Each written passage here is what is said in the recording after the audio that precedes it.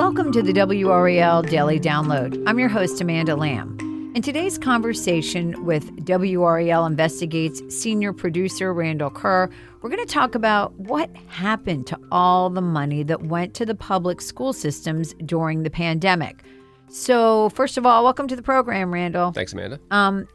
Set the stage for us. I mean, how much money did these school systems get? When did they get it? I know this was, across the board in North Carolina. And was that money earmarked for specific things?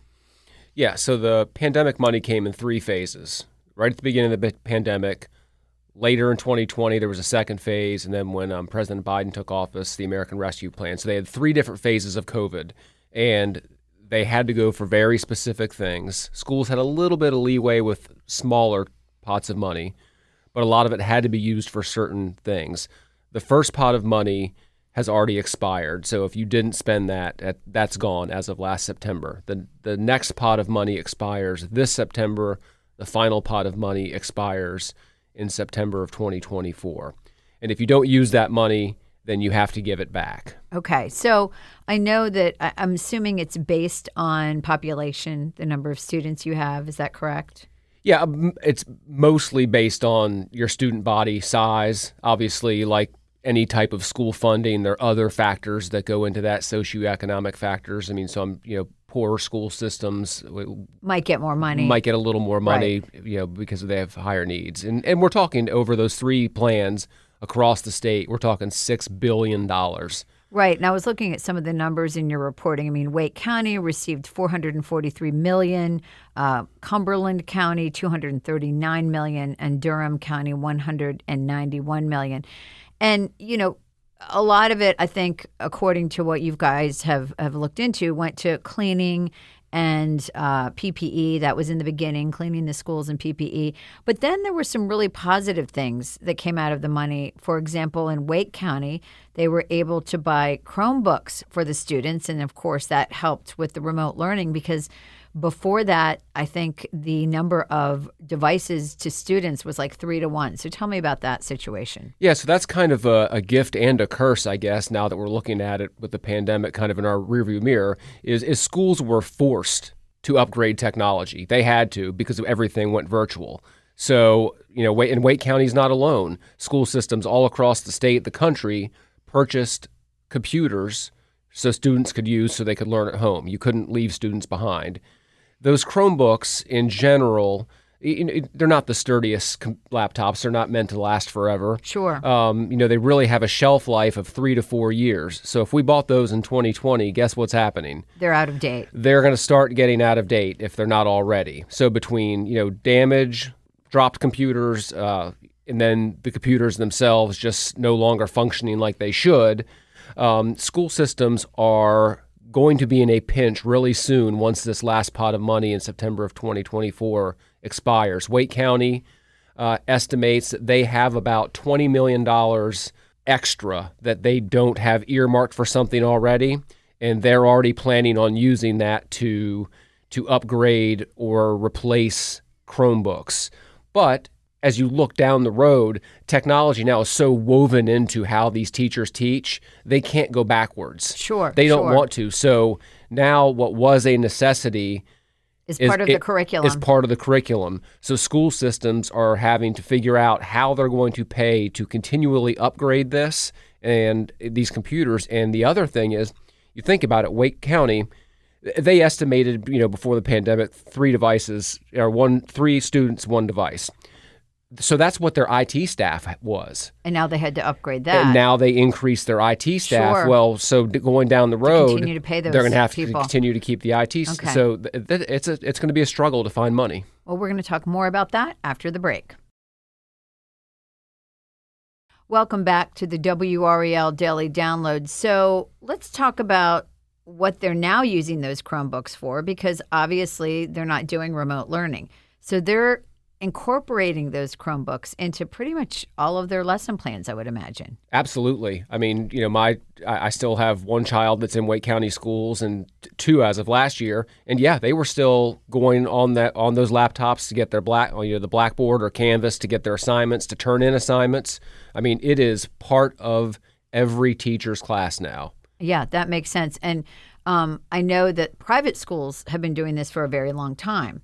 And so this is kind of an evolution in the public school system because of, maybe inequity where one student might have a device and others wouldn't. They couldn't ask for that. But once they have the devices, they can ask for it. And so it would be impossible, it sounds like, to take them away. I know the money also helped with something else very important besides the technology. It helped with teacher retention bonuses. So what does it mean for that when this money disappears? Well, with the teacher retention bonuses, there was a struggle to get teachers back in the classroom once schools reopened. There was some apprehension there. The one good thing, I guess you could say, is every school system also was giving teacher retention bonuses to keep people in the classroom. So once that money goes away, every school system is now on a level playing field. So right. that'll probably go back to what we saw pre-pandemic, where you're still going to have your wealthy school districts that can afford to pay more because they have a higher local tax base. Even though some of those low wealth counties are getting more money from the state, our local money, especially here in Wake County or in Durham or in Orange County, we can supplement teacher pay locally to keep them here. So I think, Sure. that'll probably go back pretty quickly to what we saw pre-pandemic. I gotcha. And there is money left over, like you were saying. What's Wake's situation? Because I know certain money is about to expire, and then there's more expiration, I guess, the following year. So what is Wake, for example? What are they still dealing with? The last time I checked the data from North Carolina Department of Public Instruction, Wake County had about between 90 and 100 million that was unspent. Okay? Now, they already have that money earmarked for certain things. Some of it's still teacher pay. Some of it's, look in Wake County, Durham. They're all struggling with bus drivers. Right. A lot of money in the early part of the pandemic also went to recruit bus drivers. So a lot of that money is already earmarked. Programs that are still helping kids catch up from lost learning from the pandemic. Very important. Summer school programs are a huge amount of money. And so those summer school programs that money's already earmarked even for next summer. So Wake County, like I said, they're looking at right now they have an excess. Their estimate is $20 million, but they already have figured out that that's going to have to go to technology. So, but once that money goes away, where's the next 20 million or 25 million going to come from? Yeah. And so they're going to have to go to the county and look for money. That's the big question. So are they talking about, I'm sure they are, talking about ideas, how are they going to fill these budget holes once this money disappears? Yeah, the Wake County School Board Finance Committee actually just had a meeting, and they talked about how they are already researching, trying to figure out if there are other ways to find funding from other projects, if there are other nonprofit type things. Anything that they can do. But, the message from that finance committee was very clear. The technology is here to stay. We can't let it just go away. So we're going to have to make this work. And that's up to those elected officials to figure out how to make that happen and convince county commissioners that they need to invest to do that. And if the county commissioners have to pony up more money, that means those of us who pay the county taxes are also going to have to pony up more money. Right, because at the end of the day, these students cannot be competitive in the world if they don't have access to technology. No, and you can't take away those laptops and then you get back to, like you mentioned, that unlevel playing field where you have kids that have computers and kids that don't. You can't do that. And we can't do that. We've seen what it does when everyone has a device and access to the device. You think about it, the school systems put up hotspots to help kids even get online if they didn't have access at home. Sure. Rural school systems put hotspots on buses, and kids could go and sit on the bus.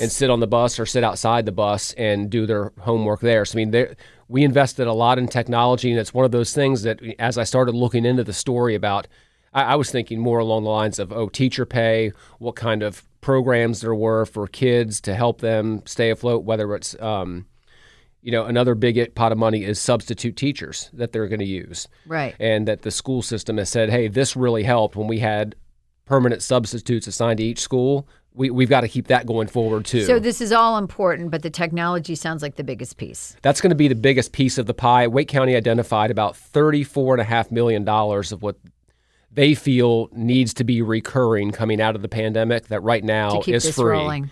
And so that $34 million, that's where they're trying to get creative. But yes, technology is going to end up being the biggest piece of that pie. Randall, thank you so much for breaking this down for us and explaining this. For more news from WRAL, sign up for the WRAL Morning Briefing newsletter. You'll be informed and ready to face the day with one concise email. Sign up at WRAL.com/newsletter. As always, thanks for listening to the WRAL Daily Download.